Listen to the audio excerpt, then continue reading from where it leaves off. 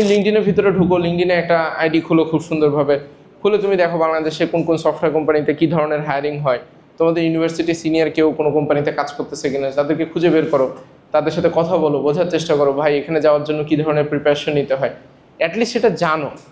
এখন তো তোমরা সেটাও জানো না, তো সেটাও যদি না জানো তাহলে তুমি মানে কিসের জন্য প্রিপারেশন নিচ্ছ, কিসের জন্য এই 4 বছরের পড়াশুনো বা এটা। তো এই 4টা বছর সময় তুমি ডিফারেন্ট ডিফারেন্ট জিনিস এক্সপেরিমেন্ট করো, তোমাদের চিন্তাভাবনা এই 4টা বছর সময় মানে যত ধরনের এনজয়মেন্ট বা যা মন চায় সেটা করতে থাকবো, তারপর 5 নম্বর বছরে যে করবো। তো আমার কাছে কথা হচ্ছে তুমি এই 4টা বছর সময় যত ধরনের এনজয়মেন্ট বা এটা সেটা সবই করো, কারণ আমি এই যে বললাম 8 ঘন্টা তুমি ইউনিভার্সিটিতে থাকো, 8 ঘন্টা পুরো সময় তো ক্লাস হয় না,